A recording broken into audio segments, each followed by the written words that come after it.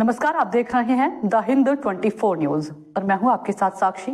आइए नजर डालते हैं आज की बड़ी खबरों की ओर।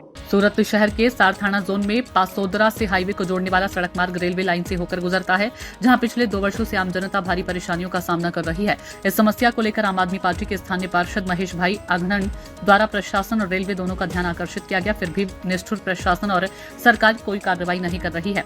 महेश अणघण के अनुसार जब ये ब्रिज बन रहा था तभी रेलवे विभाग को जानकारी रही होगी कि यहाँ ढलान है, तो क्या रेलवे विभाग ने अपनी समझदारी दिखाई? ढलान होने की स्थिति में पानी जमा होना स्वाभाविक है, तो क्या रेलवे विभाग के इंजीनियरों की बुद्धि कुंद हो गई थी? रेलवे लाइन के नीचे पानी भरने से अनेक समस्याएं उत्पन्न हो रही है। इस क्षेत्र के विधायक और गुजरात सरकार के शिक्षा मंत्री खुद प्रफुल्ल पानसेनिया है, तो क्या सरकार उनकी भी नहीं सुनती या फिर मंत्री जी को ही जनता की परेशानी की कोई परवाह नहीं है?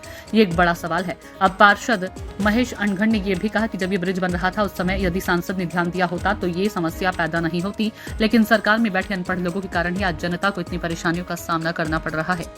नमस्कार, हूँ महेशभाई अणघण, कोर्पोरेटर आम आदमी पार्टी सुरत महानगरपालिका। હું અત્યારે જે જગ્યા ઉપર ઊભો છું, કદાચ એ જગ્યા જે છે એ સ્વામિનારાયણ મિશન રોડ જે કહેવાય, જે સમગ્ર પાસોદરાને અને પછી ત્યાંથી સીધો હાઈવેને જોડતો આ રોડ છે। આ જગ્યા છેલ્લા 2 વર્ષ કરતાં પણ વધારે સમયથી આ જ પરિસ્થિતિની અંદર છે। એટલે કદાચ એવું લાગતું છે કે આ કામરેજ વિધાનસભામાં નહીં આવતું હોય, આ સુરત કે ગુજરાત કે ભારતની અંદર આ જગ્યા નહીં આવતી હોય, આ જગ્યા કદાચ પાકિસ્તાનમાં આવતી હશે, એટલે ભાજપ શાસકો આ જગ્યા માટે કોઈ પણ પ્રકારની કામગીરી કરતા નથી। સાંસદ શ્રીનો વિસ્તાર ગણાય છે, ભાજપના છે, ધારાસભ્યોનો વિસ્તાર છે, ભાજપના છે, તેમ છતાં જે રેલવેની જગ્યા છે, રેલવેવાળા આખી લાઇનની કામગીરી કરી નાખી છે, પરંતુ અહીંયા કોઈ પણ અધિકારી આ જગ્યા માટે કામગીરી કરવા આવતા નથી। રોજના આ વિસ્તારમાં 50,000 કરતા પણ તમે જુઓ કે ગાડીઓની હાલત જુઓ, દરરોજ આમની પાછળ એમને કેટલા રૂપિયાનો ખર્ચો પછી આવશે કોઈને ખબર નથી। રોજ જે લોકોને આ જ રીતે હેરાન થવાનું, પણ એક પણ અધિકારી કે એક પણ ભાજપનો શાસક આ બાબતે બોલવા તૈયાર નથી। બતાવો તમે એને કે કેટલી ભયંકર હાલત છે।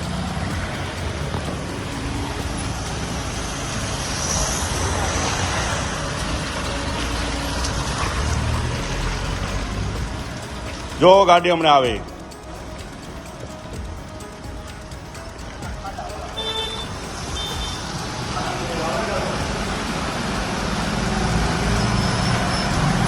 એટલે આની ઉપરથી તો એવું લાગે છે, આની ઉપરથી એવું લાગે છે કે આ જે સ્વામિનારાયણ મિશન રોડ જે કહેવાય છે, જે ગરનાળું છે, એટલો કદાચ ભાગ પાકિસ્તાન વાળાના ભાગમાં ગયો હશે અને તો જ અહીંની આ ભારતીય જનતા પાર્ટીની જે સરકાર છે એ કોઈ પણ પ્રકારની કામગીરી કરતી નહીં હોય। રોજની તકલીફ, અને 1-2 દિવસ કે 5 દિવસથી નહીં, આ તકલીફ અહીંયા છેલ્લા 2 વર્ષ કરતા વધારે સમયથી છે।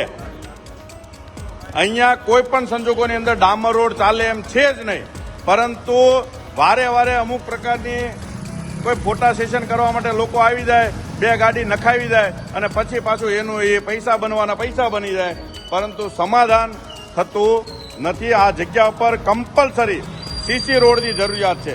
બીજી સૌથી મહત્વની વાત જે છે એ વાત એવી કહી શકાય કે આ જે રોડ છે સ્વામિનારાયણ મિશન રોડ, એ રેલવેને ખબર હતી કે અહીંયા રોડ છે ને મોટો રોડ, કેનાલને જોડતો રોડ છે, તેમ છતાં આની જે ડિઝાઇન રેલવે નાખી એ જાણી જોઈને આમ કરી છે। એને હું એક એન્જિનિયરોને બુદ્ધિ નહીં હોય કે ભાઈ આ રેલવેનું નાળું ઊંચું લઈએ તો નીચેથી પાણીનો નિકાલ થઈ શકશે, પરંતુ તેમ છતાં દરેક જગ્યાએ આવા નીચા ઘરનાળાઓ બનાવી દીધા છે। એટલે બધા બુદ્ધિના બારદાનો ભેગા છે અને એક જે સત્તામાં બેઠેલા નેતાઓ, અભણ નેતાઓ, જેને ભાન જ નથી પડતી કે ભાઈ કોઈ ડિઝાઇન આવી છે તો એમાં સુધારો કરવો જોઈએ, આવો વધાવી લ્યો, સાહેબ કરીને વાહ લઈ લ્યો। પબ્લિક હેરાન થાય છે, એ એક ભાજપના નેતાને દેખાતું નથી। અને આ બધી ગાડીઓને રોજ હેરાન થવાનું, આ બધાની ગાડીઓની એક્સેલોની શું હાલત થતી છે ખબર નથી, કેટલાને તો ઓપરેશનો કરાવવા પડે એવી પરિસ્થિતિ થઈ જાય છે। અને આખો રોડ અહીંયાથી 2 વર્ષ પહેલા અહીંના જે ધારાસભ્ય કહેવાય એને મોટા ઉપર ખાતમુહૂર્ત ઠોકી દીધું, પણ 2 વર્ષે હજી રોડ પૂરો થયો ખરા? એટલે વાહ લેવી હોય ને તો સૌથી પહેલા પૂકી જવાનું। બરોબર, લોકો કહે છે સાચી વાત છે, વાહ લેવી હોય તો પૂકી જવાનું, પરંતુ સમસ્યા છે ત્યારે કોઈ દેખાતા નથી। જેમ વરસાદ પડે હવે દેડકાઓ બહાર નીકળે ને એમ નીકળી જવાનું, અમે કરતા કૂદકા મારી નીકળી જવાનું, કોઈ લોકો બીજા કામ મંજૂર કરે તો ખાતમુહૂર્ત કરવા પહોંચી જવાનું। પણ અત્યારે મૂળ સમસ્યા છે ત્યારે ક્યાં છે આ નેતાઓ? એક દેખાય છે મોટી મોટી ઓલા લોકોની સાથે બેસીને અધિકારીઓ સાથે કાલે ફોટો સેશન ઘણા બધા લોકોએ કરી લીધું. આનું શું? આ 50,000 લોકો પાસોદરા રહે છે, ખટોદરા જવું હોય તો અહીંથી જાય છે, અને હાઈવે જવું હોય તો અહીંથી જવાય છે. એ બધા લોકો રોજ હેરાન થાય છે. આનો નિકાલ કેદી આવશે? કોણ લાવશે? કે પછી પાકિસ્તાનમાં જઈને કહેવું પડશે આ માટે? તાત્કાલિક કોર્પોરેશન હોય તો કોર્પોરેશન R&D વિભાગને કરવાનું કે કેન્દ્રને, જે લોકોએ કરવાનું હોય તે તાત્કાલિક ધોરણે અહીંયા કૃષિ સેક્ટર ઊભું કરે અને બાજુનું ઘરનાળું છે એ પણ ચાલુ કરવામાં આવે. આ રોજની હેરાનગતિ અહીંયા કોઈ સંજોગોમાં ચલાવી શકાય એવી પરિસ્થિતિ નથી. માનવતાના ધોરણે, લોકોના હિત માટે તાત્કાલિક ધોરણે અહીંયા રિપેરિંગની કામગીરી કરવામાં આવે અને બાજુનું ઘરનાળું પણ ખોલવામાં આવે એવી નમ્ર અપીલ છે.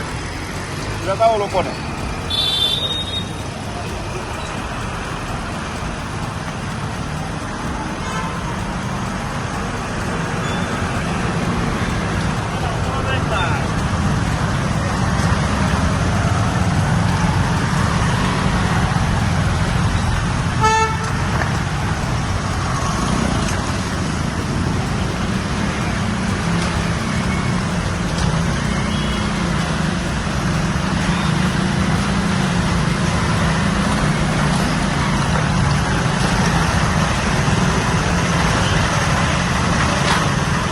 देखते रहिए द हिंद 24 न्यूज।